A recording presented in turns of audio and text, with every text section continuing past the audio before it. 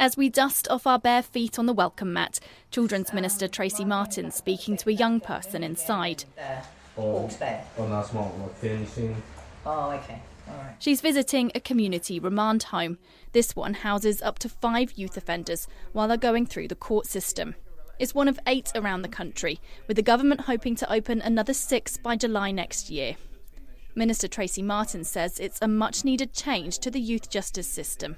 What we've been doing in justice hasn't worked, because, and particularly in youth justice, those young people who've come into contact with it have then cycled through and gone up to the adult justice system. It is much smarter to try and keep as many of our young people, while holding them to account for their actions, out from behind or out of a prison-like environment, and work on them on their education and work on their ability to, manage their behaviours and live constructively inside community. To do that, you need to make sure you keep them connected to community. So community remand homes for those young people who are not a danger to others or a danger to themselves is a much better placement. This ordinary house sits on a quiet street in an Auckland suburb. Nothing outside makes it stand out from any of the other homes on the street. There's just one teenager staying here at the moment. The 4 other single bedrooms, which each have a lockable door, lay ready, with a toothbrush and towel sitting on the foots of neatly made beds. I'm Don McKinnon, I'm a regional manager for Emerge Aotearoa. We take young men for 1-2 days, up to 2 weeks, or anywhere longer than that, trying to provide a more homely environment. What's daily life like here for those? Well, it's pretty much like a home environment, anything else like young.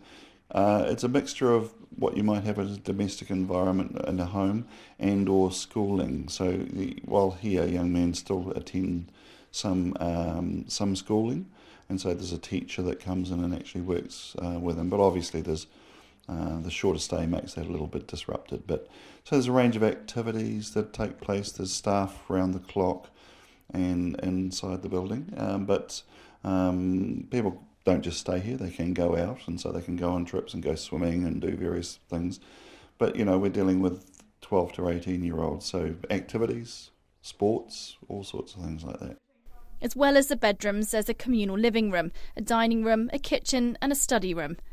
This home only opened in September, and Don says they need to decorate it a bit more, but want it to be inspired by the young men that spend time in the home. The only young man staying at the moment's been here 3 weeks. This has just occurred this month. Now, before that I was on the Mount, and we foxtrot too. How does this compare? Oh, this is like holiday. Yeah. This is like the penthouse, just no girls. His day here is structured.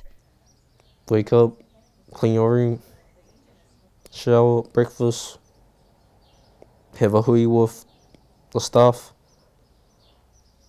When the boys was around, it was a bit funnier.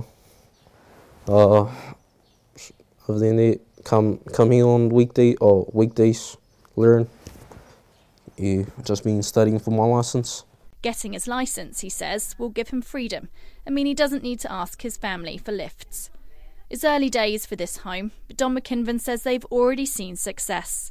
We've had some young guys that haven't lasted more than an hour in other services, and we've managed to have them for 4 or more days. So the successes are about sometimes not obvious big gains, and so but they're about how we get by, how we encourage positive sort of attitude amongst those young men. We haven't had many incidents here. We haven't had any incidents of violence or anything like that. So I guess we might not see the short-term effects. They're going to be long-term effects for people of this age. The Children's Ministers visited 4 of the 8 homes already open in New Zealand. Each one of the staff bring the flavour to the home. Right, this facility, this home, has more of a Pacifica flavour because it's sitting in the area that it's sitting in. And then down in Rotorua, it's much more of a Māori sort of a flavour. And then, a home that I visited down in the South Island, there's a very strong Pākehā flavour there. But the similarities are the dedication of the staff, actually the confidence of the young people to interact with me, the fact that they felt safe there, the fact that they knew that they had rules and were prepared to obey them, because for many of them this is the best home environment they've had.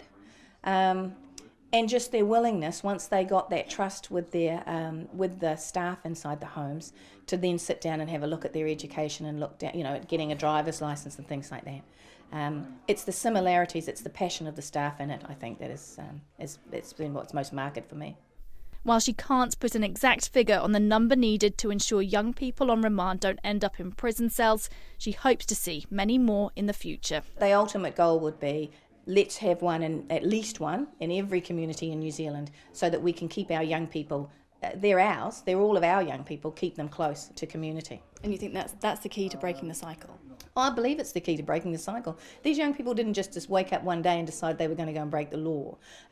There's been a long pathway to this place. Many of them we've known about previously, whether it be community or the police or youth workers, which is why the work that I'm doing, sort of as the Minister for Children and Prevention and Early Intervention, and with the Child and Youth Wellbeing Unit, is really, really important, because if we can get in there earlier, then maybe we don't need remand homes in the future.